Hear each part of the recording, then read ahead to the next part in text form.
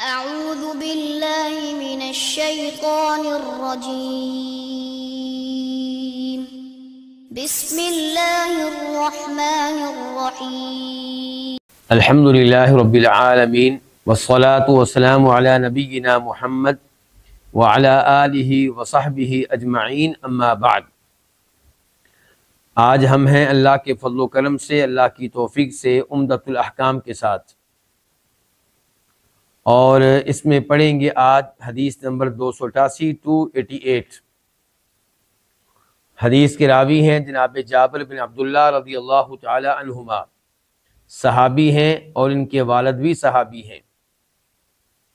یہ کہتے ہیں قضى النبی صلی اللہ علیہ وسلم بالعمرہ لمن وہبت لہ، کہ نبی صلی اللہ علیہ وسلم نے فیصلہ کیا عمرہ کے بارے میں، عمرہ کے متعلق، کہ عمرہ اس کے لیے ہے جس کو وہ ہبہ کر دیا جائے۔ یہاں لفظ عمرہ اگر آپ غور کریں گے تو را کے بعد گول تا نہیں ہے، بلکہ کیا ہے؟ الف مقصورہ ہے، یا آپ دیکھ رہے ہوں گے۔ تو وہ جو حج والا عمرہ ہوتا ہے یہ اس سے مختلف ہے۔ اس سے مراد عمر بھر کے لیے دیا جانے والا گھر، اس سے مراد تا حیات ہبہ، یعنی کہ وہ چیز جو آپ کسی کو تا حیات پوری زندگی کے لیے بطور ہبہ دیتے ہیں۔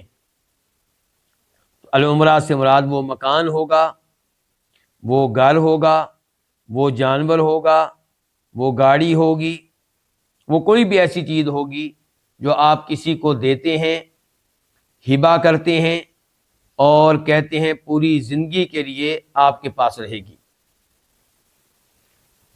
تو آپ علیہ السلام نے فیصلہ کیا عمرہ کے بارے میں، یعنی اس چیز کے بارے میں جو آپ کسی کو تا حیات ہبہ دیتے ہیں، کہ لمن وہبت لہ، یہ اسی کے لیے رہے گی، یعنی کہ بعد میں بھی اسی کے لیے رہے گی جس کو بطور ہبہ دی گئی۔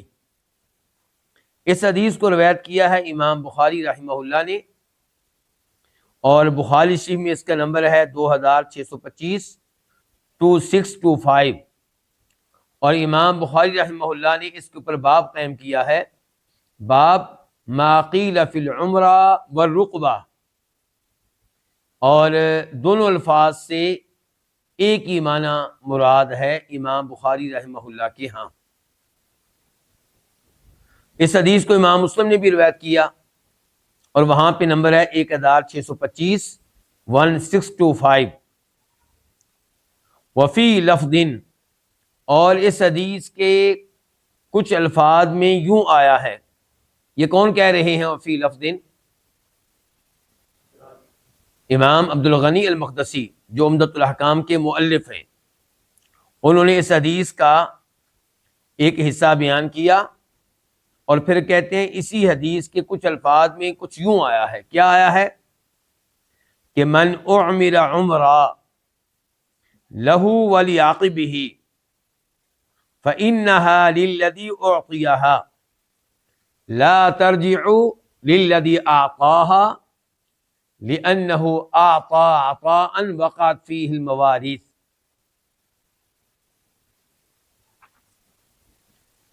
کہ من اعمر عمرہ، جس کو کوئی چیز بطور عمرہ دی گئی، عمرہ سے مراد کیا؟ تا حیات ہبہ، کوئی چیز بطور ہبہ دی گئی، پوری زندگی کے لیے دی گئی۔ تو من اعمر عمرہ، جس کو کوئی چیز بطور عمرہ دی گئی، لہو اس کو دی گئی، ولعاقبہ اور اس کی اولاد کو، دینے والے نے کہا یہ آپ کے لیے اور آپ کی اولاد کے لیے ہے، فإنہا، تو یقیناً یہ چیز للذی اعطیہا، اسی کی ہوگی، اسی کی ملکیت ہوگی جس کو وہ دی گئی، لا ترجع للذی اعطاہا، یہ اس کے پاس واپس نہیں آئے گی جس نے دی ہے، دینے والے کے پاس واپس نہیں آئے گی۔ کیوں واپس نہیں آئے گی؟ لأنہ اعطى عطاء، آپ کے ایڈیشن میں آتا ہے آتا آتان، تو میرے ایڈیشن میں بھی نہیں ہے، لیکن جب میں نے یہ لفظ چیک کیا مسلم شریف میں تو وہاں پہ ہے آتا آتان، تو نہ بھی ہو کام چل جائے گا، لأنه عطاء، کیونکہ یہ ایسا عطیہ ہے کہ وقعت فیہ الموارث، جس میں وراثت جاری ہو چکی ہے، یہ وارثوں کے پاس جا چکا ہے، تو اب یہ واپس نہیں آئے گا اس کے پاس جس نے یہ ہبہ کیا تھا، جس نے عطیہ دیا تھا۔ یہ چیز آپ مسلم شریف میں دیکھنا چاہیں جو بھی ہم نے پڑھی ہے، تو اس کا نمبر بھی 1625 ہے۔ آپ لوگ یہ بات جانتے ہوں گے، میں کئی دفعہ یہ چیز واضح کر چکا ہوں، میں آپ کی توجہ چاہوں گا، بخاری شریف میں اور مسلم شریف میں ایک فرق ہے، میں نے کئی دفعہ واضح کیا ہے۔ بخاری شریف میں ایک حدیث کئی بار آئے گی، اور امام بخاری رحمہ اللہ ہر بار اس سے کوئی نیا مسئلہ اخذ کریں گے، ہر بار اس میں کوئی نیا فائدہ ہوگا، یا سند کا یا متن کا۔ اور امام مسلم جو ہیں وہ ایک حدیث کو ایک بار لے کر آتے ہیں، لیکن ایک بار جب لے کر آتے ہیں تو اسے کئی سندوں سے لے کر آتے ہیں۔ وہ بتائیں گے کہ پہلے وہ سند لے کر آئیں گے جس کے اوپر امام مسلم کو سب سے زیادہ اعتماد ہوگا، پہلے وہ متن لے کر آئیں گے جس پہ امام مسلم کو سب سے زیادہ اعتماد ہوگا، اس کے بعد بتائیں گے کہ ایک اور سند کے ساتھ بھی یہ حدیث آئی ہے، کبھی کہیں گے ایک اور سند کے ساتھ آئی ہے اور اس میں ایک اور لفظ آیا ہے، یا اس لفظ سے مختلف لفظ آیا ہے، تو اس نہ کوئی فائدہ امام مسلم دیتے رہیں گے، لیکن ایک ہی جگہ پہ، ایک ہی مقام پہ۔ تو اب یہ حدیث پہلے ہم نے پڑھی کہ نبی علیہ السلام نے عمرہ کے بارے میں فیصلہ دیا کہ اس کا حقدار وہی ہے جس کو وہ چیز ہبہ کر دی گئی۔ اس کے بارے میں ہم نے کیا کہا تھا کہ یہ بخاری شریف میں بھی ہے، مسلم شریف میں بھی ہے، اور مسلم شریف کا نمبر کیا بتایا تھا؟ 1625۔ اب جو ابھی ہم نے پڑھا ہے، جس کے بارے میں نے کہا تھا کہ امام عبد الغنی المقدسی کہتے ہیں کہ کچھ الفاظ میں یوں آیا ہے، وہ الفاظ بھی میں نے آپ کے سامنے رکھے، تو ان کا نمبر بھی مسلم شریف میں وہی ہوگا، کیا؟ 1625۔ مزید وقال جابر، اور جابر کہتے ہیں، جو آج حدیث ہم پڑھ رہے ہیں اس کی راوی کون ہے؟ جابر بن عبداللہ ہے۔ تو جابر کہتے ہیں انما العمرہ التي اجازها رسول اللہ صلی اللہ علیہ وسلم ان یقول ہی لک ولعاقبک، کہ وہ عمرہ کا معنی کیا ہے؟ وہ چیز جو کسی کو تاحیات ہبہ کی گئی ہو، بطور عطیہ دی گئی ہو۔ تو جناب جابر کہتے ہیں وہ عمرہ جس کو نافذ کیا نبی علیہ الصلوۃ والسلام نے، یہ صرف اور صرف یہ ہے کہ کہنے والا کہے اس کو جس کو دے رہا ہے کہ ہی لک ولعاقبک، کہ یہ چیز آپ کے لیے ہے اور آپ کی اولاد کے لیے ہے، یہ مکان میں آپ کو دے رہا ہوں اور آپ کی اولاد کو دے رہا ہوں، یہ گاڑی میں آپ کو دے رہا ہوں، یہ آپ کے لیے اور آپ کی اولاد کے لیے ہے، یہ گھوڑا میں نے آپ کو دے دیا، یہ آپ کے لیے اور آپ کی اولاد کے لیے ہے۔ تو جابر کہتے ہیں کہ یہ ہے وہ عمرہ جس کو نبی علیہ السلام نے نافذ کیا ہے، یعنی کہ جس کے بارے میں فیصلہ کیا ہے کہ یہ اسی کا رہے گا جس کو دے دیا گیا، جس کے لیے ہبہ کر دیا گیا۔ فَأَمَّا إِذَا قَالَ، جہاں تک تعلق ہے اس عمرہ کا جس میں دینے والا یہ کہے کہ ہی لک ما عشت، یہ آپ کے لیے ہے جب تک آپ زندہ ہیں، یہ گھر آپ کا ہے جب تک آپ زندہ ہیں، یہ گاڑی آپ کی ہے جب تک آپ زندہ ہیں، یہ گھوڑا آپ کا ہے جب تک آپ زندہ ہیں، فَإِنَّهَا تَرْجِعُ إِلَىٰ صَاحِبِهَا، تو یہ والا جو عمرہ ہے یہ واپس آ جائے گا اس عمرہ کے مالک کے پاس جس نے وہ چیز ہبہ کی تھی، جس نے وہ چیز عطیہ کی تھی۔ جناب جابر نے یہاں پہ فرق کیا ہے عمرہ کی دو اقسام میں، کہتے ہیں کہ وہ جس میں ہبہ کرنے والا، عطیہ دینے والا یہ کہے کہ یہ مکان، یہ گاڑی آپ کے لیے اور آپ کی اولاد کے لیے ہے، یہ واپس نہیں آئے گی، یہ ہمیشہ ہمیشہ کے لیے اس کی ہو گئی جس کو دے دی گئی۔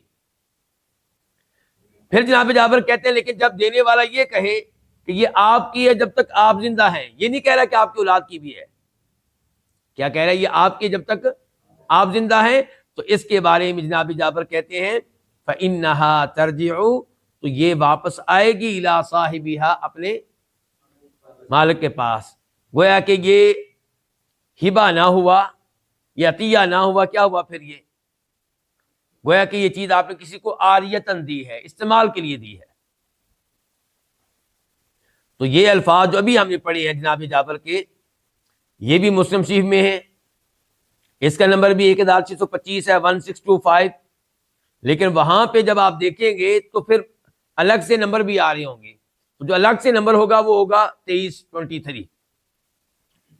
وفی لفظ لمسلم، مسلم، اور مسلم شریف کے کچھ الفاظ میں یوں بھی آیا ہے، کیا آیا ہے کہ امسکو علیکم اموالکم، اپنے مال اپنے پاس رکھو۔ اب یہ بات آپ اس طرح سمجھ نہیں سکیں گے جب تک کہ میں وضاحت نہ کر دوں کہ وہ وضاحت بھی مسلم شریف میں موجود ہے کہ انصاری لوگ مہاجرین کو عمر بھر کے لیے کچھ چیزیں ہبہ کرنے لگے، مکان مثال کے طور پہ گھر دینے لگے عمر بھر کے لیے۔ کب کے لیے؟ عمر بھر کے لیے۔ تو فرمایا نبی علیہ السلام نے امسکو علیکم اموالکم، اپنے مال اپنے پاس رکھو۔ کیا مطلب؟ مہاجرین کو اس انداز سے نہ دو، اس انداز سے نہ دو۔ ولا تفسدوها، اپنے اموال کو خراب نہ کرو۔ کیوں؟ کیا مطلب ہے اس کا؟ فَإِنَّهُ مَنْ آمَرَ عُمْرًا، کیونکہ جو کوئی چیز بطور عمرہ کسی کو دے، کیا مطلب بطور عمرہ کسی کو دے؟ تحیات دے۔ فَهِيَ لِلَّذِي أُعْمِرَهَا حَيًّا وَمَيِّتًا وَلْيَعْقِبِهِ، تو یہ چیز اسی کی ملکیت ہوگی جس کو بطور عمرہ وہ دی گئی ہے، حیًّا، جب تک وہ زندہ ہے اس کی ہے، وہ میتاً، مر گیا تب بھی اس کی ہے، وَلْيَعْقِبِهِ، اور اس کی اولاد کی ہے۔ تو گویا کہ آپ نے خبردار کیا کن کو؟ انصاریوں کو، کہ اگر آپ واقعی کوئی چیز ہمیشہ ہمیشہ کے لیے مہاجرین کو دینا چاہتے ہیں تو آپ کی مرضی، لیکن اگر آپ یہ سوچ رہے ہیں کہ آپ ان کو بطور عمرہ دیں گے اور کہیں گے اعمرتک ہذی الدار، کہ میں نے یہ گھر آپ کو تحیات دے دیا، اور آپ یہ سمجھتے ہیں کہ وہ فوت ہو جائے گا تو وہ چیز واپس آپ کو ملے گی، نہیں نہیں نہیں نہیں، وہ مال آپ کے ہاتھ سے نکل جائے گا، آپ کے لحاظ سے وہ فاسد ہو گیا۔ اب دھیان سے ترجمہ میں دوبارہ کر رہا ہوں آخری الفاظ کا۔ آپ کہہ رہے ہیں امسکو علیکم اموالکم، اپنے اموال اپنے پاس روک کر رکھو، اپنے ہاتھ میں رکھو، اپنے کنٹرول میں رکھو۔ ولا تفسدوها، ان کو فاسد نہ کرو، ان کو خراب نہ کرو۔ فإنه من آمر عمرہ، کیونکہ بات یہ ہے، اصول یہ ہے کہ جو کوئی کسی کو کوئی چیز بطور عمرہ دے، بطور عمرہ کا معنی کیا ہے پھر؟ تحیات، ہبہ کرنا۔ جو کوئی کسی کو کوئی چیز بطور عمرہ دے، فَهِيَ لِلَّذِي أُعْمِرَهَا، تو یہ اس کی ملکیت ہوگی جس کو یہ دی گئی ہے، حیًّا، وہ زندہ ہوگا تب بھی اس کی ملکیت، وہ میتاً، مردہ ہوگا تب بھی اس کی ملکیت، وَلِعَقِبِهِ، اور اس کی اولاد کی۔ تو ان الفاظ کو بھی امام مسلم نے روایت کیا، نمبر وہی ہے 1625، 1625، لیکن الگ سے جو نمبر ہوگا وہ یہاں پہ کیا 26 نمبر، پیچھے کیا تھا 23 اور اب کیا ہے 26۔ اب آتے ہیں ہم اس حدیث میں پہلے تو ایک اختلاف کی طرف کہ عمرہ کی 3 اقسام ہیں، عمرہ کی 3 اقسام ہیں۔ پھر بار بار کہہ دو، کوئی نئے احباب نہ آئے ہوں، عمرہ سے مراد حج والا عمرہ نہیں ہے، عمرہ سے مراد وہ عمرہ نہیں جو مکہ میں ہوتا ہے۔ جو مکہ میں عمرہ ہوتا ہے وہ ہوتا ہے عین میم رے یا را اور آخر میں گول تے یا تا، عمرہ۔ اور ہم پڑھ رہے ہیں ابھی کیا؟ عمرہ، عمر سے ہے، پوری زندگی کے لیے کسی کو دے دینا۔ تو یہ را کیا بات کیا ہے؟ لکھی ہوئی کیا ہے؟ یا ہے۔ تو اس عمرہ کی 3 اقسام ہیں، یعنی کہ وہ چیز جو آپ کسی کو تاحیات ہبہ کرتے ہیں اس کی کتنی اقسام ہیں؟ 3۔ نمبر 1 کہ وہ چیز آپ کسی کو ہمیشہ ہمیشہ کے لیے دیتے ہیں، آپ یہ الفاظ استعمال کرتے ہیں لکا ولی عاقبی کا من بعدک، یہ چیز آپ کے لیے ہے اور آپ کے بعد آپ کی اولاد کے لیے ہے۔ نمبر 2 آپ کسی کو کوئی چیز دیتے ہیں بغیر کسی قید کے، بغیر کسی شرط کے، آپ کہتے ہیں مثال کے طور پہ ہی لکا عمرک او عمری، یہ چیز آپ کی ہوگی جب تک آپ زندہ ہیں یا جب تک میں زندہ ہوں۔ عمرہ کی کتنی اقسام پڑھ لی ہم نے؟ 2۔ یہ جو پہلی 2 اقسام ابھی ہم نے پڑھی ہیں، جمہور علماء کرام کا موقف یہ ہے ان 2 اقسام کے بارے میں کہ یہ ہمیشہ ہمیشہ کے لیے اس کی ہو گئی جس کو دی گئی ہیں۔ حالانکہ پہلی قسم میں کیا کہا گیا تھا کہ یہ چیز آپ کی اور آپ کی اولاد کی، تو یہ اس کی ہوگی ہمیشہ ہمیشہ کے لیے، وہ فوت ہوگا اس کی اولاد کے لیے، وہ فوت ہوں گے ان کے وارثوں کے لیے۔ اور اگر آپ یہ کہتے ہیں کہ یہ چیز ہے آپ کی زندگی میں، میری زندگی میں، اور ساتھ کوئی اور الفاظ استعمال نہیں کرتے، اتنے ہی الفاظ استعمال کرتے ہیں، کوئی اور قید نہیں لگاتے، کوئی اور شرط نہیں لگاتے، تو یہ بھی چیز اس کی ہو جائے گی، کس کی؟ جس کو آپ نے دی ہے، جس کو آپ نے دی ہے اس کی ہوگی، اس کے مرنے کے بعد اس کے وارثوں کی، ان کے مرنے کے بعد ان کے وارثوں کی۔ اب ہم پڑھنے لگے ہیں عمرہ کی تیسری قسم۔ آپ سمجھ رہے ہوں گے کہ شاید ہم کتابوں میں داخل ہو گئے ہیں اور حقیقت کی دنیا سے باہر نکل گئے۔ نہیں، یہ کام ہوتے ہیں ہمارے معاشرے میں، پھر لڑائی جھگڑے ہوتی ہیں بعد میں، پھر فساد ہوتا ہے، جی میں نے تو دی تھی، نہیں آپ نے تو چند دنوں کے لیے دی تھی، نہیں جی پوری زندگی کے لیے دی تھی، چلو جی وہ تو اب فوت ہو گیا، ہمیں واپس کرو۔ تو یہ مسائل ہمارے معاشرے میں پیش آتے ہیں۔ تیسری قسم یہ ہے کہ ہبہ کرنے والا، عطیہ کرنے والا عطیہ کرتے ہوئے یہ شرط رکھے کہ میں فوت ہو گیا یا آپ فوت ہو گئے تو یہ چیز واپس مجھے اور میرے وارثوں کو ملے گی۔ واضح ہو گیا؟ تیسری قسم واضح ہے؟ نہیں واضح؟ اس میں کون سی بات ہے؟ میں پھر دہرا دیتا ہوں۔ ان کے تیسری میں یہ ہے کہ ہبہ کرنے والا ہبہ کر رہا ہے، عطیہ دینے والا عطیہ دے رہا ہے، اور جس کو دے رہا ہے اس کو کہتا ہے کہ میں آپ کو دے رہا ہوں اس شرط پہ کہ اگر آپ فوت ہو گئے تو چیز میرے پاس واپس آ جائے گی، یا میں فوت ہو گیا تب بھی یہ چیز واپس آ جائے گی، میرے بیٹوں کا حق ہے، میں نے جب تک میرے اختیار تھا میں نے آپ کو دی ہوئی ہے، لیکن جب میں فوت ہو گیا پھر وہ چیز میری اولاد کی ہے، میرے وارثوں کی ہے، پھر وہ چیز واپس آئے گی۔ اب واضح ہے؟ اچھا، اس کا کیا حکم ہے؟ اس میں اختلاف ہے۔ پہلی 2 اقسام کے بارے میں ہم نے کیا کہا تھا؟ وہ کس کی ہوں گی؟ جس کو دے دی گئی اسی کی، اور اس کے بعد اس کے وارثوں کی۔ لیکن اب یہاں پہ اس نے واضح طور پہ شرط لگا دی ہے، تو اب شریعت کیا کہتی ہے؟ تو علماء کرام کے یہاں پہ 2 اقوال ہیں، 2 موقف ہیں۔ پہلا موقف یہ ہے کہ اس نے شرط لگائی ہے اور اس کی شرط کا احترام کیا جائے، اس کی یہ شرط شریعت کی نگاہوں میں درست ہے، ٹھیک ہے، اس کو مانا جائے گا۔ یہ موقف ہے امام زہری کا، امام مالک کا، امام داؤد ظہری کا، اور اسی کے حق میں ایک روایت ملتی ہے امام احمد رحمہ اللہ کی، اور اس روایت کو اختیار کیا ہے شیخ الاسلام ابن تیمیہ رحمہ اللہ نے۔ ابن تیمیہ رحمہ اللہ نے کہا کہ امام احمد کی یہ روایت اسی کو لینا چاہیے، یعنی کہ شرط لگانے والے کی شرط کا احترام کرنا چاہیے، اس کی شرط کو ماننا چاہیے۔ اور پھر انہوں نے دلیل دی ہے کہ نبی علیہ السلام کا فرمان ہے کہ المسلمون علی شروطہم، مسلمان جو شرط مان لیں اس شرط پہ پھر وہ قائم رہتے ہیں، اس شرط کو وہ پورا کرتے ہیں، اس شرط کو توڑتے نہیں ہیں۔ دوسرا موقف یہ کس کا ہے؟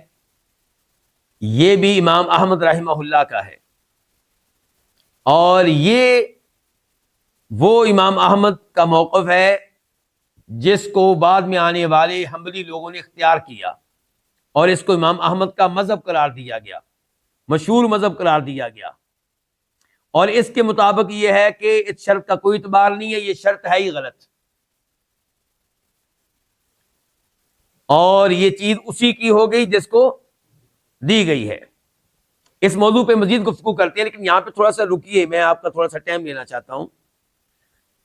امام احمد پہلے قول کے ساتھ بھی کھڑے ہیں، دوسرے قول کے ساتھ بھی کھڑے ہیں، بلکہ میں یہ بھی بتا دوں کہ دوسرے قول کے ساتھ امام شافعی بھی کھڑے ہیں، یعنی کہ امام شافعی کے بھی اس مسئلے میں دو قول ہیں۔ کتنے قول ہیں؟ ایک ہے امام شافعی کا قدیم قول، پرانا قول، جو انہوں نے اپنی شروع کی زندگی میں کہا تھا، اس کے مطابق وہ پہلے قول کے ساتھ تھے کہ بھی اس شرط کا اعتبار کرنا چاہیے، اس شرط کا احترام کرنا چاہیے۔ اور جو ان کا نیا قول ہے، آخری قول ہے، وہ یہ ہے کہ شرط کا کوئی اعتبار نہیں، یہ شرط خلاف شریعت ہے، اور جو شرط خلاف شریعت اس کو مانا نہیں جائے گا، تو یہ چیز اسی کی ہو جائے گی، کس کی دی گئی۔ میں آپ کی توجہ اس مسئلے میں چاہتا ہوں، اور کئی دفعہ میں اپنے درس میں اس موضوع پہ گفتگو کرتا ہوں۔ آپ لوگوں کا بھی واسطہ پڑے گا باہر کی دنیا سے، تو آپ کو ایسے علماء ملیں گے جو کہیں گے کہ تقلید واجب ہے۔ کیا واجب ہے؟ آپ کسی ایک امام کو پکڑ لیں، امام ابو حنیفہ رحمہ اللہ کو، یا امام مالک کو، یا امام شافعی کو، یا امام احمد کو، اور اس کی ہر بات کو قبول کیا کریں، ہر بات کو آنکھیں بند کر کے مانا کریں۔ یہ کیا ہوا؟ کسی مسئلے میں آپ نے امام مالک کا قول لے لیا، کسی مسئلے میں امام شافعی کا لے لیا، کسی مسئلے میں امام احمد کا لے لیا۔ اور ویسے بھی عام آدمی وہ کیسے مسئلے اخذ کرے گا؟ کہاں سے؟ قرآن و حدیث سے۔ میری بات دھیان سے سن رہے ہیں آپ؟ عام آدمی اس میں اتنی طاقت نہیں ہے کہ وہ قرآن سے کوئی مسئلہ اخذ کر سکے، وہ حدیث سے مسئلہ اخذ کر سکے۔ تو سہولت عام آدمی کے لیے اسی میں ہے کہ وہ مقلد بن جائے، کس کا؟ کسی بھی امام کا، امام ابو حنیفہ رحمہ اللہ کا، یا امام مالک کا، یا امام شافعی کا، یا امام احمد کا۔ تو وہ کہتے ہیں تقلید کیا ہے؟ آسان ہے، اور تقلید کے بغیر زندگی گزارنا کیا بہت مشکل کام ہے، کیونکہ قرآن و حدیث کو عام آدمی سمجھ نہیں سکتا۔ تو آپ لوگوں کی بھی یہی رائے ہے؟ میری رائے تو اس کے خلاف ہے۔ میں سمجھتا ہوں کہ مقلد بننے کے لیے، کیا بننے کے لیے؟ مقلد بننے کے لیے بہت زیادہ علوم کی ضرورت ہے۔ اب دیکھیں نا، یہاں پہ امام احمد کے کتنے قول ہو گئے؟ دو۔ اب مقلد کو میدان میں اترنا پڑے گا۔ پہلے تو وہ بیچارہ کتابیں کھولے گا، اس مسئلے میں امام احمد کے اقوال تلاش کرے گا کہ امام احمد نے اس مسئلے میں کیا کیا کہا ہوا ہے، کون سا ان کا قول پرانا ہے، کون سا نیا ہے، کس امام کو انہوں نے کیا فتویٰ دیا تھا، کس شاگرد کو کیا فتویٰ دیا تھا۔ یہ پہلے ان کے اقوال تلاش کرنے پڑیں گے۔ ایسے امام شافعی کا بھی، کہ ان کا پرانا قول کیا ہے اس مسئلے میں اور نیا قول کیا ہے۔ پھر ان کا مطالعہ کرنا پڑے گا، کوئی موٹی سی اینک لگا کے، ٹھیک ہے، اور کتابیں کھولنی پڑیں گی، اور امام شافعی کے دو اقوال میں سے ایک قول کو راجح قرار دینا ہے۔ امام احمد کی دو روایتوں، تین روایتوں، امام احمد کی ایک مسئلے میں تین روایتیں بھی ہوتی ہیں، چار بھی ہوتی ہیں، تو اب ان میں سے ایک روایت کو کیا قرار دینا ہے؟ راجح، مضبوط۔ تو یہ عام آدمی کر لے گا یہ کام؟ کیوں جی؟ پہلی بات تو یہ ہے کہ میں نے یہ بھی سنا ہوا ہے کہ ان اماموں کی زبان بھی عربی تھی، اور مقلد کی زبان جو ہمارے ملکوں میں رہتا ہے اس کی کیا ہوگی؟ اردو۔ وہ کیسے عربی؟ قرآن تو اس کو کہتے ہیں نہیں، مشکل ہے اس کے لیے، قرآن اس کے لیے کیا ہے؟ مشکل ہے، اور حدیث بھی اس کے لیے کیا تھی؟ مشکل تھی۔ اچھا، اماموں کے اقوال، امام نے اقوال پنجابی میں کہے ہیں کہ اردو میں کہے ہیں؟ تو پھر جس عربی سے بھاگے تھے کہ عام آدمی وہ قرآن نہیں سمجھ سکتا، حدیث نہیں سمجھ سکتا، اسی عربی کی یہاں پہ بھی ضرورت ہے۔ اگر آپ کہتے ہیں نہیں جی ایسے آپ بات کو بڑھا رہے ہیں، اتنی لمبی چوڑی بات نہیں ہے۔ امام ابو حنیفہ رحمہ اللہ کے اقوال آپ کو اردو میں مل جائیں گے، امام احمد کے اقوال آپ کو اردو میں مل جائیں گے، امام شافعی کو، تو قرآن اردو میں نہیں ملتا، احادیث اردو میں نہیں ملتی، بلکہ قرآن کے اردو میں ترجمے زیادہ آسانی کے ساتھ دستیاب ہیں، احادیث کے اردو میں ترجمے زیادہ آسانی کے ساتھ دستیاب ہیں، اور ان فقہا کے اقوال عربی میں تلاش کرنے بڑے مشکل ہیں، اردو میں تو اور زیادہ مشکل ہیں۔ یقین جانیں ان کے اقوال عربی میں بھی تلاش کرنے اتنے آسان نہیں ہیں، اور ان کے اقوال میں سے راجح قول تک پہنچنا اتنا آسان نہیں ہے۔ ہو سکتا ہے کوئی کہے جی آپ بات کو ایسے ہی مشکل بنا رہے ہیں، امام احمد کی روایات کے اوپر کام ہو چکا ہے، بعد میں آنے والے علماء کرام نے فیصلہ کر دیا ہے کہ ان کی روایات میں سے کون سی روایت لینی ہے، تو پھر میری گزارش یہ ہے کہ پھر آپ امام احمد کے مقلد تو نہ ہوئے، آپ کس کے مقلد ہوئے؟ پھر بعد میں آنے والے علماء کرام کے جنہوں نے فیصلہ کیا ہے کہ ان کی یہ روایت لینی ہے، یہ روایت نہیں لینی۔ ایسے ہی فقہ حنفی کی طرف آپ آ جائیں تو تھوڑے نہیں بہت سے ایسے مسائل ہیں جن میں حنفی علماء کرام نے بعد میں فیصلہ کیا کہ ان مسائل میں ہم نے بڑے امام کا فتویٰ نہیں لینا۔ بڑے امام کون؟ امام ابو حنیفہ رحمہ اللہ کا فتویٰ نہیں لینا، بلکہ ہم نے چھوٹے اماموں کا لینا ہے، ان کے شاگردوں کا لینا ہے، کبھی امام محمد کا اور کبھی امام ابو یوسف کا۔ تو پھر اس کا مطلب یہ کہ بہت سے مسائل میں تو آپ نے بڑے امام صاحب کو چھوڑ دیا۔ ہم جب کہتے ہیں کہ حدیث آ گئی ہے تو یہاں پہ امام صاحب کا فتویٰ چھوڑ دو، حدیث لے لو، تو آپ گرم ہو جاتے ہیں ہمارے اوپر، ناراض ہو جاتے ہیں ہمارے اوپر کہ تمہاری جرت کیسے ہوئی امام ابو حنیفہ رحمہ اللہ کا فتویٰ چھوڑنے کی اور اس کو ریجیکٹ کرنے کی۔ تو آپ نے یہ کام کیوں کیا جی؟ آپ نے تھوڑے نہیں بہت سے مسائل میں بڑے امام صاحب کو چھوڑ کے فتویٰ کن کا لے لیا؟ امام محمد کا یا امام ابو یوسف کا۔ تو خلاصہ کلام یہ ہے کہ میں یہ توجہ دلاتا رہتا ہوں کیونکہ ہمارے وہ دوست، وہ احباب، وہ علماء کرام جو تقلید کے قائل ہیں، وہ بڑے میٹھے الفاظ استعمال کرتے ہیں، عام آدمی متاثر ہو جاتا ہے جب وہ کہتے ہیں نا اچھا عام آدمی کیسے یعنی کہ مسائل اخذ کرے گا قرآن و حدیث سے، اس کے لیے تو تقلید کیا ہے، بہت ضروری ہے۔ ہم کہتے ہیں قرآن و حدیث سے رجوع کرے، اور اگر اس کو کوئی بات قرآن و حدیث سے سمجھ نہیں آتی، نہیں ملتی، تو علماء کرام سے پوچھے۔ جیسے امام ابو حنیفہ رحمہ اللہ کی رائے پوچھنے کے لیے رابطہ کس سے کرے گا؟ علماء سے، خود تو بیچارہ نہیں پڑھ سکتا نا۔ امام مالک کی رائے معلوم کرنے کے لیے رابطہ کس سے کرے گا؟ علماء سے۔ امام احمد کی رائے معلوم کرنے کے لیے رابطہ کس سے کرے گا؟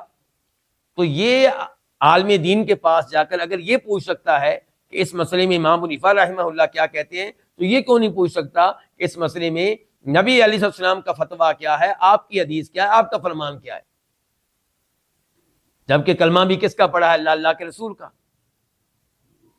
قبر میں یہ سوال تو نہیں ہوگا کہ امام ابو حنیفہ رحمہ اللہ کی آپ نے تقلید کی تھی یا نہیں کی تھی، امام شافعی کی تقلید کیوں نہیں کی تھی، امام احمد کی تقلید کیوں نہیں کی تھی؟ وہاں پہ تو سوال ہونا ہے اللہ تعالیٰ کے بارے میں اور محمد الرسول اللہ صلی اللہ علیہ وسلم کے بارے میں۔ تو اس ساری گفتگو کا خلاصہ یہ ہے کہ مقلد بننا بہت مشکل ہے۔ کیا ہے؟ میں تو یہ بھی لفظ کہا کرتا ہوں، چلیں آج پھر کہہ دیتا ہوں کہ جب آپ یا میں تقلید کرنے لگیں گے تو یہ فیصلہ کرنا بھی کوئی آسان نہیں ہے کہ مقلد کس کا بننا ہے، کیونکہ ظاہر ہے کہ میں نے مقلد اسی کا بننا ہے جس کی فقہ، جس کا مسلک چار مسالک میں سے سب سے عمدہ ہو۔ تو میں تو کہا کرتا ہوں کہ مقلد بننے والا جو ہے وہ چاروں مسالک کا پہلے تو ماہر بنے گا۔ چاروں کا کیا بنے گا؟ ماہر بنے گا۔ اس کا مطلب یہ چاروں اماموں سے علم میں آگے ہی ہوگا۔ جس نے چاروں کا کیا کرنا ہے؟ مطالعہ کرنا ہے نا۔ پھر وہ فیصلہ کرے گا آخر میں یار مجھے یہ مسئلہ پسند آیا ہے، مجھے یہ والی فقہ پسند آئی ہے، تو یہ تو بہت بڑی چیز ہوگا کوئی یہ۔ اس لیے مقلد بننا اتنا آسان نہیں ہے، تو اس لیے انسان کو چاہیے قرآن و حدیث پہ عمل کرنے کی کوشش کرے، عالم دین سے مسئلہ پوچھے قرآن نے کیا کہا، اللہ کے رسول نے کیا کہا علیہ الصلوۃ والسلام، اور اگر عالم دین نے ڈنڈی ماری، غلط فتویٰ دیا، تو ذمہ داری کس کے اوپر آئے گی؟ عالم دین کے اوپر آئے گی، کیونکہ آپ نے غلطی نہیں کی۔ آپ نے یہ نہیں کہا تھا مجھے امام شافعی کا قول بتانا، آپ نے اسی کا نام لیا تھا جس کا کلمہ پڑھا تھا، کہ جس کو رسول مانا تھا صلی اللہ علیہ وسلم۔ آپ کی غلطی نہیں ہوگی۔ اچھا اب دیکھیں عمرہ کی جو تیسری قسم ہے، اس میں کتنے قول ہو گئے؟ دو قول۔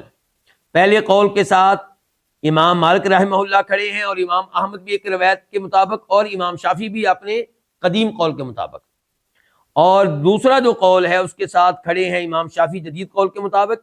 امام احمد کا جو مشہور مذہب ہے وہ بھی یہی ہے، اور امام بخاری رحمہ اللہ کے طرز عمل سے یہی محسوس ہوتا ہے کہ وہ بھی اسی موقف کے ساتھ کھڑے ہیں، کیا کہ یہ شرط غلط ہے۔ یہ شرط کیا ہے؟ بولیے، شرط کیا ہے؟ غلط ہے، اس کو ختم کیا جائے، اس کو کینسل کیا جائے۔ اور جب آپ نے ہبہ کیا تو ہبہ کہتے ہی اسی کو ہیں جو ہمیشہ ہمیشہ کے لیے ہوتا ہے۔ ہبہ 5 سال کے لیے نہیں ہوتا، تحفہ 1 سال کے لیے، تحفہ کتنے سالوں کے لیے ہوتا ہے؟ ہمیشہ ہمیشہ کے لیے ہوتا ہے۔ آپ حیران ہو رہے ہوں گے کہ شرط کیسے غلط ہو سکتی ہے۔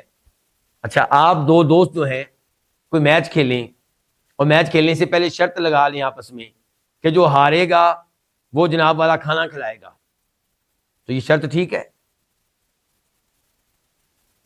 ہارنے والا اگر بعد میں کہے کہ میں نہیں مانتا اس کو کیونکہ شرط ہماری چیز غلط، اور آپ کسی عالم دین کے پاس جائیں تو عالم دین کیا فیصلہ کریں گے کہ چونکہ شرط لگائی تھی تو اب قبول کرو، اب کھانا کھلاؤ، یا وہ کہیں گے کہ نہیں جی شرط چاہے تم نے لگا لی تھی لیکن غلط شرط تھی، اس کا کوئی اعتبار نہیں ہے، تو وہ کیا فیصلہ کرے گا کہ کھانا کھلانا اس کے اوپر ضروری نہیں ہے، کھانا کھانا بلکہ اس سے خلاف شریعت ہے۔ تو غلط شرائط جب لگائی جائیں گی تو ان کا اعتبار نہیں ہوگا۔ اور اس بارے میں ایک حدیث ہم نے پہلے بھی پڑھی تھی سیدہ بریرہ کے موضوع پہ، شاید آپ کو یاد ہوگا، میں اس موضوع میں جانا نہیں چاہتا۔ وہاں پہ بھی شرط لگائی تھی کنہوں نے؟ جو سیدہ بریرہ کو بیچ رہے تھے۔ خرید رہی تھی کون؟ سیدہ عائشہ، لیکن بیچنے والے کہہ رہے تھے کہ اس کی ولا ہمارے پاس ہوگی، بریرہ جب کل کو فوت ہوگی، اس کا کوئی اپنا وارث نہ ہوا، کوئی بیٹا نہ ہوا، کوئی شور نہ ہوا، تو ہم وارث بنیں گے کیونکہ ہم اس کے پہلے مالک تھے، ہم اس کو بیچ رہے ہیں۔ سیدہ عائشہ کا موقف یہ تھا کہ تم سے میں خرید رہی ہوں، آزاد میں کر رہی ہوں، آزاد میں کر رہی ہوں، تو جو آزاد کرتا ہے ولا اسی کے پاس ہوتی ہے۔ تو نبی علیہ السلام نے ارشاد فرمایا تھا کہ عائشہ تم بریرہ کو خرید لو، ان کی شرط فضول ہے، اس کا کوئی اعتبار نہیں ہے۔ اور پھر آپ نے خطبہ بھی دیا تھا، اور خطبے میں آپ نے کہا تھا کہ ان لوگوں کا کیا حال ہے جو غلط شرائط لگاتے ہیں، ایسی شرائط جو قرآن و حدیث کے خلاف ہیں۔ پھر آپ نے کہا تھا جو ایسی شرائط 100 بار بھی لگائے، 100 شرطیں بھی لگا لے جو خلاف شریعت ہیں، ان کا کوئی اعتبار نہیں ہے۔ تو یہ موقف ہے ان علماء کرام کا۔ بہرحال اس میں ترجیح کچھ مشکل ہے، میں واضح طور پہ شاید کسی موقف کو راجح قرار نہ دے سکوں، لیکن میں نے اچھی طرح دونوں قول آپ کے سامنے رکھ دیے ہیں۔ جو پہلا قول تھا وہ یہ ہے کہ شرط کا اعتبار ہوگا، اس میں دلیل کیا تھی کہ المسلمون علی شروطہم، مسلمان اپنی شرائط پہ قائم رہتے ہیں۔ اور دوسرے موقف کے حق میں دلیل یہ ہے کہ اگر شرط غلط ہے تو اس کو پھر نہیں مانا جائے گا، اور یہ بھی صحیح حدیث سے ثابت ہے۔ اور جس حدیث میں آیا کہ مسلمان اپنی شرائط پہ قائم رہتے ہیں، اس سے مراد وہ شرائط ہیں جو قرآن و حدیث کے خلاف نہ ہوں، جو قرآن و حدیث کے خلاف نہ ہوں۔ آپ کہہ سکتے ہیں کہ میرا زیادہ رجحان جو ہے یہ دوسرے موقف کی طرف ہی ہو رہا ہے، لیکن میں واضح طور پہ راجح قرار نہیں دے رہا، لیکن زیادہ میلان میرا اسی طرف ہے کہ یہ شرط جو ہے اس کا کوئی اعتبار نہیں ہے۔ آئیے اب ہم دیکھتے ہیں کہ اس حدیث سے ہمیں کیا کیا مسائل معلوم ہوئے۔ نمبر 1، یہ پتا چلا کہ کسی کو کوئی چیز بطور ہبہ دینا، بطور عطیہ دینا، اور یہ کہنا کہ یہ تا حیات آپ کے لیے ہے، تو یہ انداز درست ہے۔ یہ انداز کیا ہے؟ درست ہے، اس میں کوئی حرج نہیں ہے۔ یہ زمانہ جاہلیت سے چلا آ رہا ہے، اور اسلام نے اس کو برقرار رکھا ہے، اور اسلام نے اس کو ان کے سنوارا ہے، اور اس میں سے جو غلط چیزیں تھیں ان کو خارج کر دیا، ان کو نکال دیا ہے۔ نمبر 2، ہمیں اس حدیث سے مسئلہ معلوم ہوا کہ جب آپ کسی کو تا حیات تحفہ دیں گے، ہبہ کریں گے، کوئی چیز گفٹ کے طور پہ دیں گے، تو یہ اس کی ہوگی اور اس کے بعد اس کے وارثوں کی ہوگی۔ چاہے آپ یہ الفاظ کہیں کہ یہ آپ کی ہے اور آپ کے اولاد کی ہے، یا آپ یہ کہیں کہ یہ آپ کی ہے تا حیات اور اس پہ آپ خاموشی اختیار کریں، دونوں صورتوں میں یہ اس کی ہوگی اور اس کے بعد اس کے وارثوں کی ہوگی۔ لیکن اگر آپ یہ واضح طور پہ شرط لگاتے ہیں کہ یہ چیز میں آپ کو دے رہا ہوں، لیکن جب میں مر جاؤں یا آپ مر جائیں تو یہ چیز واپس آپ سے میرے گھر میں آ جائے گی. تو اس میں اختلاف ہے، اور اس میں دو قول ہیں، وہ میں نے آپ کے سامنے بیان کر دیے ہیں. تیسرے نمبر پہ اس حدیث سے ہمیں یہ مسئلہ معلوم ہوا کہ وہ شرائط جو فاسد ہوں، جو قرآن و حدیث کے خلاف ہوں، معاہدہ ہو جانے کے باوجود ان شرائط کا کوئی اعتبار نہیں ہوگا. اب ہم آتے ہیں حدیث نمبر 289 کی طرف، حدیث نمبر 299 کی طرف، اور یہاں پہ موضوع ہے اللقطہ. موضوع کیا ہے؟ اللقطہ. لقطہ کس کو کہتے ہیں؟ گری ہوئی چیز، گری پڑی چیز جو ہمیں مل جاتی ہے. شریعت نے اس کے بارے میں کیا احکام دیے ہیں؟ آپ پچھلی حدیث سے اور جو ابھی پڑھنے لگے ہیں ان احادیث سے یہ اندازہ کر سکتے ہیں کہ ہمارا دین کتنا خوبصورت ہے. دین میں ہمیں جتنے امور کی ضرورت ہے ان تمام کو بیان کر دیا گیا ہے، اور اس سے پتہ چلا کہ یہ دین اللہ رب العزت کی طرف سے ہے، انسانوں کا بنایا ہوا نہیں ہے. انسانوں کی بس کی بات ہی نہیں ہے کہ وہ کوئی انسان اٹھے اور اس قسم کے قوانین بنا لے. انسان ایک قانون آج بناتا ہے، اگلے دن اس کو توڑتا ہے اپنے گھر میں. آج کہتا ہے جی آج سے میرے گھر میں یہ قانون ہوگا، اگلے دن کہتا ہے نہیں یہ نہیں. اور پارلیمنٹ والوں کو دیکھ لیں، صبح و شام وہ قوانین بناتے ہیں، پھر ترمیم لے کر آتے ہیں، پھر نئی شکل لے کر آتے ہیں، نیا آرٹیکل لے کر آتے ہیں. تو یہ تماشا لگا رہتا ہے. یہ ہے انسانی قوانین. اور جو اللہ کے قوانین ہے، اللہ کا نظام ہے، وہ قیامت تک کے لیے ہے. تو یہاں پہ لقطہ، گری ہوئی چیزوں کے بارے میں یہ حدیث ہے. یاد رہے کہ وہ چیز جو گری پڑی آپ کو ملتی ہے اس کی 3 اقسام ہو سکتی ہیں. نمبر 1 وہ چیز جس کی کوئی خاص اہمیت اور قیمت نہیں ہے. آپ کو پتا ہے کہ اس چیز کی تلاش میں اس کا مالک یہاں پہ نہیں آئے گا. جس کی چیز گری ہے وہ اس چیز کی خاطر یہاں پہ نہیں آئے گا، اس کو ڈھونڈنے کے لیے نہیں آئے گا. مثال کے طور پہ روٹی کا کوئی ٹکڑا، مثال کے طور پہ ایک عدد کیلا گرا ہوا. آپ کو لگ رہا ہے کہ اس کی تلاش کے لیے اس کے پیچھے کوئی نہیں آئے گا، تو یہ چیز اٹھائی جا سکتی ہے اور استعمال کی جا سکتی ہے، اور اس کا اعلان کرنے کی ضرورت نہیں ہے. اس کا اعلان کرنا ضروری نہیں ہے، لازمی نہیں. اگر پھر بھی آپ کرتے ہیں تو کوئی حرج نہیں ہے. دوسرے نمبر پہ وہ چیز جس کو اٹھانا جائز ہی نہیں ہے، جس کو اٹھانا ہی جائز نہیں ہے. استعمال کرنا بات کی بات ہے، آپ کو اجازت نہیں ہے کہ آپ اس کو اٹھائیں، آپ اس کو پکڑیں. یہ وہ اشیاء ہیں جو اپنا دفاع خود کر سکتی ہیں، جو اپنی حفاظت خود کر سکتی ہیں. مثال کے طور پہ اونٹ، بیل، گائے، تو ان چیزوں کو پکڑنا جائز نہیں ہے. شاید آپ نے دیکھا ہو گاؤں دیہات میں چلے جائیں، پہاڑوں کی طرف چلے جائیں تو لوگوں کے اونٹ، لوگوں کی ان کے گائیں، لوگوں کے بیل وہ چل رہے ہوتے ہیں، مالک موجود نہیں ہوتا. تو ایسا نہیں ہونا چاہیے کہ آپ ایک پکڑیں اور اپنے گھر لے جائیں اور کہیں کہ مجھے گری پڑی چیز ملی ہے. تیسرے نمبر پہ وہ چیزیں جو ان 2 چیزوں سے ہٹ کر ہیں، یعنی کہ وہ چیزیں جن کو پکڑ لینا چاہیے اور ان کی اہمیت ہے آپ کے خیال میں اس کے نزدیک جس کی وہ چیز ہے. آپ کو لگتا ہے کہ جس کی چیز ہوگی وہ بیچارہ تلاش کر رہا ہوگا، وہ پریشان ہوگا. تو یہ جو چیز ہے اس کا کیا حکم ہے شریعت میں، اسی کے بارے میں، یہ تیسری چیز کے بارے میں ہم حدیث پڑھنے لگے. عن زید بن خالد الجہنی رضی اللہ عنہ قال، راوی حدیث کے کون؟ زید بن خالد الجہنی رضی اللہ عنہ کہتے ہیں سئل رسول اللہ صلی اللہ علیہ وسلم عن لقطۃ الذهب ابی الورقی. آپ علیہ الصلوۃ والسلام سے سوال کیا گیا کہ اگر کسی کو سونے یا چاندی کی کوئی گری پڑی چیز ملے تو اس کے بارے میں کیا حکم ہے؟ الذهب سونے کو کہتے ہیں، گولڈ کو، البارق چاندی کو کہتے ہیں، سلور کو، اور لقطہ گری پڑی چیز۔ فقال تو آپ علیہ الصلوۃ والسلام نے فرمایا اعرف وقاءها وعفاصها۔ وقاء کہتے ہیں بندھن کو، جس سے کسی چیز کو باندھا جائے، تسمہ کہہ لیں آپ، یا کوئی بھی آپ رسی کہہ لیں جس سے کسی چیز کو باندھا جائے، اور افاس کہتے ہیں تھیلی کو، جس تھیلی کے اندر کوئی چیز ہوتی ہے اور پھر اوپر سے باندھا گیا ہوتا ہے۔ پہلے تھیلی ہوگی، تھیلی کے اندر کوئی چیز پڑی ہوگی، اوپر سے اس کو باندھا گیا ہوگا، جس سے باندھا گیا اس کو وقاء کہتے ہیں، وہ تھیلی وغیرہ جو ہے اس کو افاس کہتے ہیں۔ تو آپ نے فرمایا اعرف وقاءها وعفاصها، کہ گری پڑی چیز کے بندھن کو پہچان لو اور اس کی تھیلی کو بھی پہچان لو اچھی طرح۔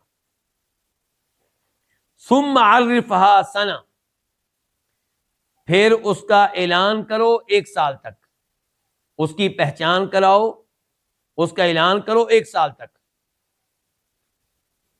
کہاں اعلان کرنا ہے؟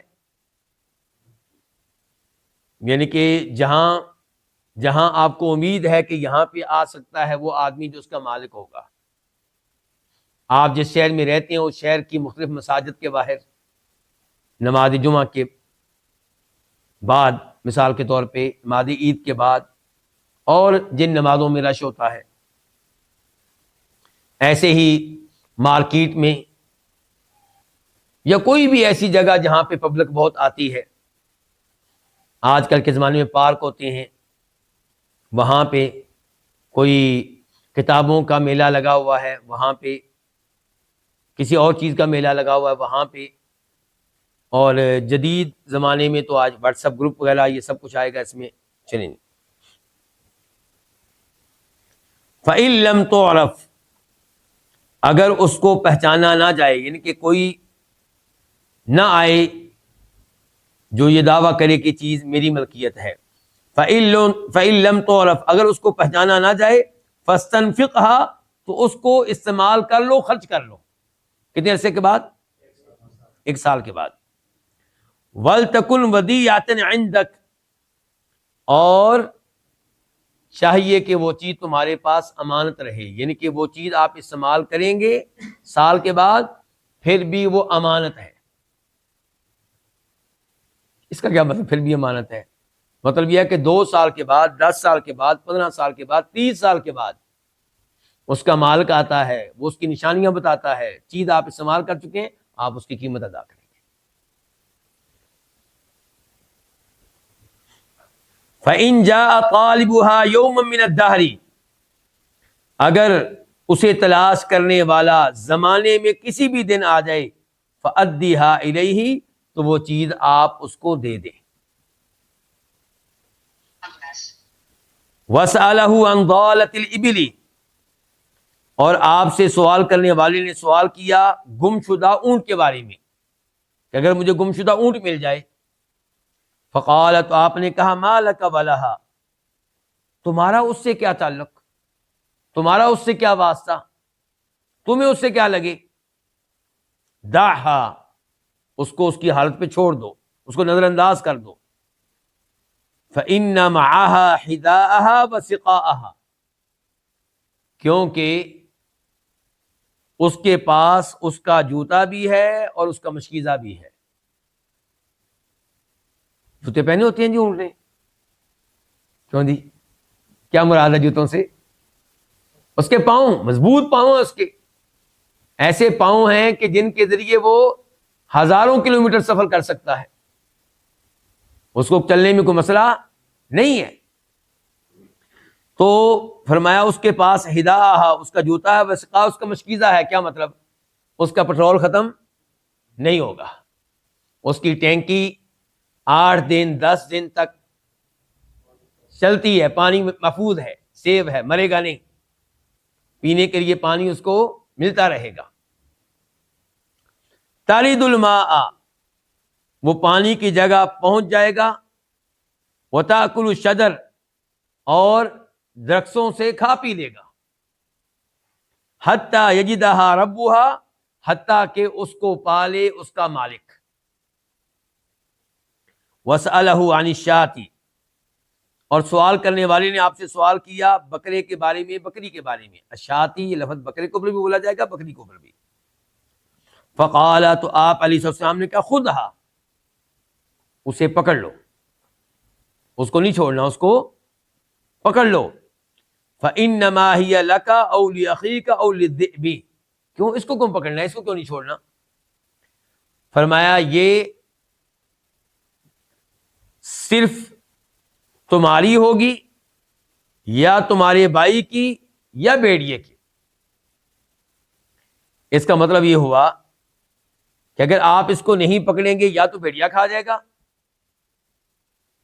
اور یا کوئی اور آپ کی طرح آئے گا اور وہ پکڑ لے گا.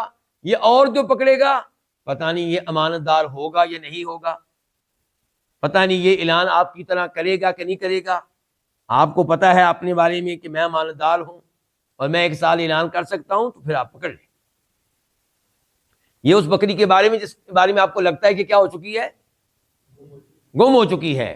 اگر گاؤں میں دائیں بائیں کوئی بکریاں چل رہی ہیں، چاہے مالک موجود نہیں ہے، اور آپ کو پتا ہے کہ یہ نارمل حالت ہے، اس کو آپ نہیں پکڑیں گے.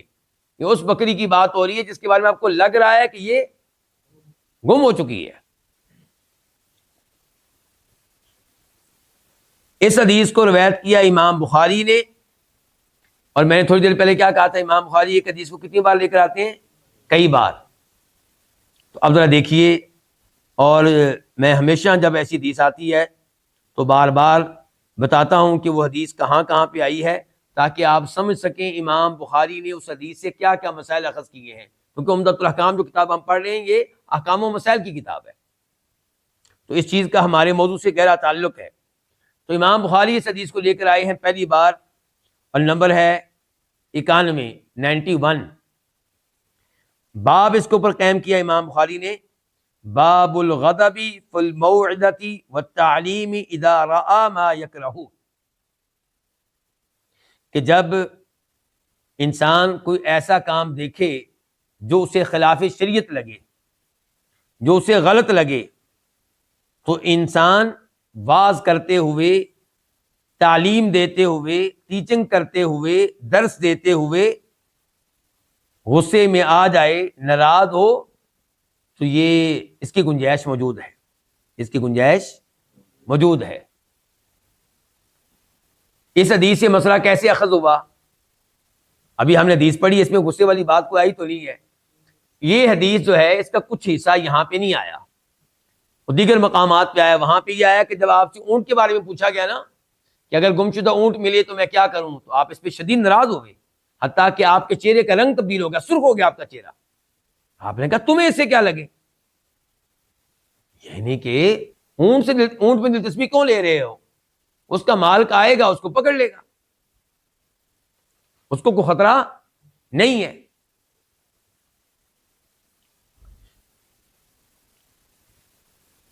یہ اگر آپ اس کو سمجھ نہیں سکے تو یہ ایسے ہی ہے جیسے کسی مولوی صاحب کے پاس آ کے کوئی آدمی پوچھے کہ حضرت مجھے یہ بتائیں، کسی آدمی کے گھر کے باہر گاڑی کھڑی ہو، آدمی اندر ہے، گاڑی باہر کھڑی ہے، تو کیا میں اس کو چابی استعمال کر کے لے جاؤں اور اس کی حفاظت کروں؟ تو یہ سوال ان کے غلط سوال ہے، تو آپ اس کے اوپر ناراض ہو گئے. تو امام بخاری نے اس حدیث سے کیا مسئلہ اخذ کیا کہ اگر کوئی ایسی بات ہے جس پہ ناراض ہونا بنتا ہے، جس پہ ناراض ہونا بنتا ہے، تو اس کے اوپر عالم دین ناراضگی کا اظہار کر سکتا ہے، لیکن ہر بات پہ ناراضگی نہیں بنتی. ایک آدمی نے مسجد نبی میں پیشاب کیا تھا تو آپ اس کے اوپر ناراض ہوئے تھے؟ نہیں، کیونکہ آپ سمجھ گئے تھے اس کو مسئلے کا علم نہیں ہے. آپ اس کا حلیہ دیکھ چکے تھے کہ وہ صحرا سے آیا ہے، شہر میں رہنے والا نہیں ہے، بلکہ دیہات میں بھی رہنے والا نہیں ہے، تو آپ نے وہاں پہ ناراضگی کا اظہار نہیں کیا.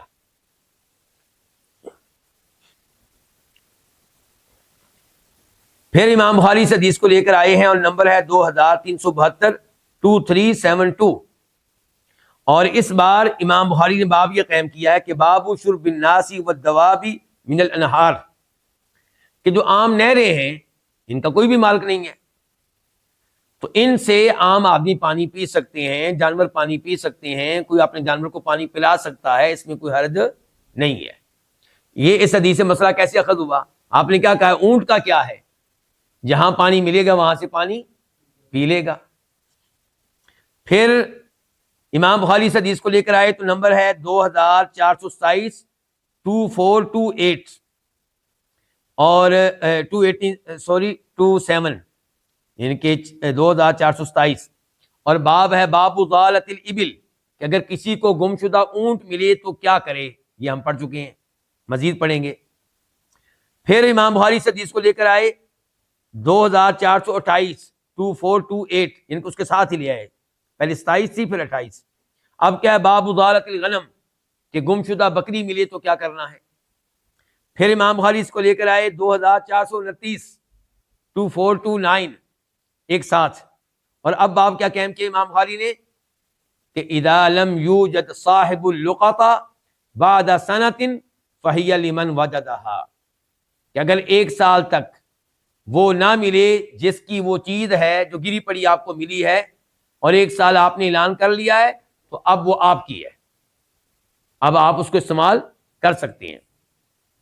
پھر امام بخاری اس حدیث کو لے کر آئے اور نمبر ہے 2436 2436، اور باب ہے باب اذا جاء صاحب اللقطہ بعد سنۃ ردها علیہ لانها ودیعۃ عنده، کہ اگر گری پڑی چیز کا مالک ایک سال کے بعد آ جائے تو آپ وہ چیز اس کو دیں گے، یعنی کہ وہ چیز دیں گے یا نہیں ہے تو اس کی قیمت دیں گے، کیونکہ یہ چیز آپ کے پاس امانت تھی۔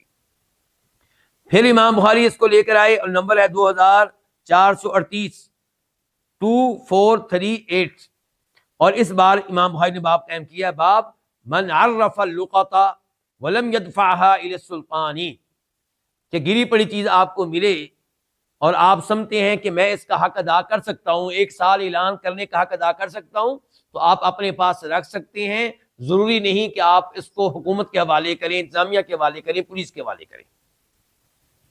لیکن اگر آپ سمجھتے ہیں کہ میں اس کا حق ادا نہیں کر سکتا تو پھر پولیس کے حوالے کر دیں۔ اچھا، خود آپ حق ادا کریں گے تو اس کا فائدہ کیا ہوگا؟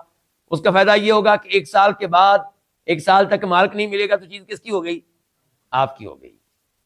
اور پولیس کے حوالے کریں گے تو فائدہ کیا ہوگا کہ آپ کو ایک سال اعلان نہیں کرنا پڑے گا، کوئی ذمہ داری نہیں ہے آپ کے اوپر، آپ روز قیامت آپ کو خطرہ نہیں کہ آپ سے سوال ہوگا۔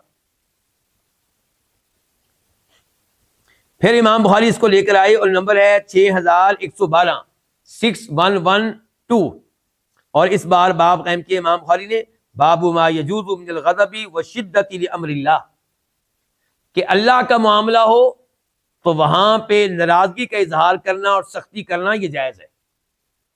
اچھا، پہلے بھی آیا تھا، وہ پہلے تھا کتاب العلمی، پہلے امام بخاری ہمیں بتانا چاہتے تھے کتاب العلم میں کہ کیا علم دیتے ہوئے، تدریس کرتے ہوئے، ٹیچنگ کرتے ہوئے، درس دیتے ہوئے آپ کسی بات پہ اپنے شاگرد پہ، درس میں بیٹھنے والے پہ ناراض ہو سکتے ہیں۔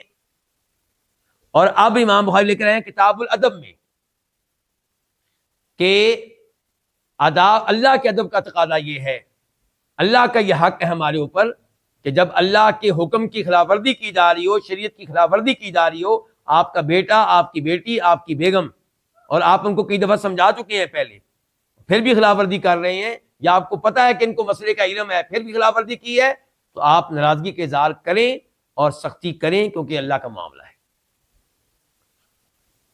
اب جلدی سے میں ان چند مسائل کی طرف آتا ہوں جس حدیث سے ہمیں معلوم ہوئے، ویسے تو تقریباً وہ سب ذکر ہو چکے ہیں، لیکن جلدی سے باقاعدہ طور پہ میں آپ کے سامنے رکھ دیتا ہوں۔ اس حدیث سے کیا کیا مسائل معلوم ہوئے؟ پہلے نمبر پہ، جو کوئی ایسا مال پائے جو گرا پڑا ہو اور وہ مال اس قسم کا ہو کہ وہ محفوظ نہیں رہے گا اگر آپ اسے نہیں پکڑیں گے، تو پھر افضل یہ ہے کہ آپ اس کو پکڑ لیں تاکہ وہ ضائع ہونے سے بچ جائے اور تاکہ آپ اس کو اس کے مالک تک پہنچا سکیں۔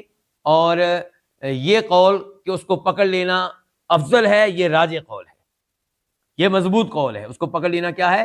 افضل ہے۔ واجب ہم نہیں کہہ رہے اور یہ نہیں کہہ رہے جائز، بلکہ کیا ہے؟ بہتر ہے۔ اگر آپ کو پتا ہے کہ میں امانت دار ہوں اور میں حق ادا کر سکتا ہوں، پہنچا سکتا ہوں اس کے مالک تک، ایک سال اعلان کروں گا، تو پھر افضل یہی ہے کہ آپ اس کو پکڑیں۔ نمبر 2، اس حدیث سے پتا چلا کہ اس چیز کو پکڑتے ہی اس کی علامات، اس کی نشانیاں سیو کریں اور موجودہ زمانے میں لکھ لیں۔ اس کا فائدہ کیا ہوگا؟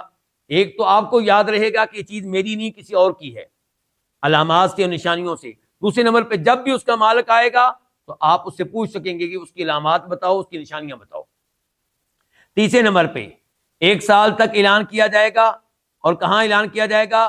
جہاں جہاں لوگوں کے مجمع لگتے ہیں، لوگ آتے ہیں مساجد کے دروازوں پہ اور مارکیٹ میں اور اس قسم کے مقامات پہ، پولیس کو بھی آپ رپورٹ دے دیں، اور موجودہ زمانے میں واٹس ایپ وغیرہ کے ذریعے، فیس بک کے ذریعے بھی آپ اعلان کریں، اور ٹویٹر کے ذریعے دیگر جو وسائل ہیں ان کو استعمال کریں۔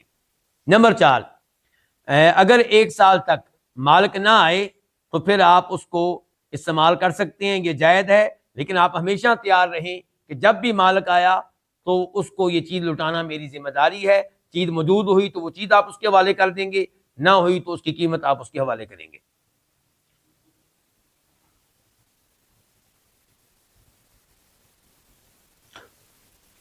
ایک مسئلہ اس حدیث سے بھی معلوم ہوا کہ چاہے وہ مالک آئے 20 سال کے بعد، چاہے 30 سال کے بعد، تو آپ یہ نہیں کہیں گے گواہ لے کر آؤ، علامات بتا دینا کافی ہے۔ جب اس نے علامات درست بتا دی ہے تو چیز آپ اس کو دیں گے، یہ علامات گواہوں کی جگہ لیں گی۔ اور سیکنڈ لاسٹ مسئلہ اس سے یہ معلوم ہوا کہ گمشدہ اونٹ ہو یا اس قسم کی کوئی چیز ہو جس کے بارے میں معلوم ہے کہ ضائع نہیں ہوگی، اس کا مال کے بالآخر اس تک پہنچ جائے گا، تو اس کو اٹھانے کی ضرورت نہیں ہے۔ البتہ آپ اس کے مال کو اطلاع دے سکتے ہیں، خصوصاً آج کے زمانے میں آپ اطلاع اس تک پہنچا سکتے ہیں، فیس بک کے ذریعے، واٹس ایپ کے ذریعے تصویر کھینچ کے کہ فلاں جگہ پہ آپ کی چیز کھڑی ہے، اگر آپ کے علم میں نہیں ہے تو وہاں پہ موجود ہے۔ اور جہاں تک تعلق ہے آخری مسئلہ بکرے بکری کا، اس قسم کی چیز کا، تو اس کا کیا کرنا ہے؟ تو اس میں آپ وہ کریں گے جو زیادہ مناسب ہے اس کے مالک کے اعتبار سے، بکری بکرے کے مالک کے اعتبار سے۔ دیکھیں، کبھی بہتر یہ ہوگا کہ آپ اس کو ذبح کریں اور کھا لیں اور اس کی مارکیٹ ویلیو لگوا لیں، قیمت لگوا لیں، اور قیمت وہ لکھ لیں اپنے پاس، جب وہ آئے تو آپ قیمت اس کے حوالے کر دیں۔ کبھی یہ بہتر ہوگا اس کے مالک کے لیے، کیوں؟ کیونکہ آپ کو لگ رہا ہے کہ اگر یہ بکرا بکری زندہ رہی تو اس کے لیے بہتر نہیں ہے، کمزور پڑ جائے گی میرے پاس، یا میرے گھر سے چوری ہو جائے گی، یا میرے بچے اس کا نقصان کر دیں گے، یا یہ مرنے والی ہے مثال کے طور پہ، تو آپ اس بکری بکرے کے بارے میں وہ فیصلہ کریں گے جو بہتر ہو، کس کے لحاظ سے؟ بکرے کے مال کے لحاظ سے۔ اور کبھی یہ ہے کہ آپ اس کو رہنے دیں کیونکہ ابھی تو چھوٹا سا ہے اور آپ کے گھر میں اہتمام بھی موجود ہے، اور بکرے بھی آپ کے گھر میں کھڑے ہیں جن کو چارہ ڈالا جاتا ہے، تو اس کو بھی آپ ڈالتے رہیں گے۔ تو بہرحال آپ وہ کچھ کریں گے جو اس کے مالک کے لحاظ سے بہتر ہوگا۔ یہیں پہ آج کے درس کا اختتام کرتے ہیں۔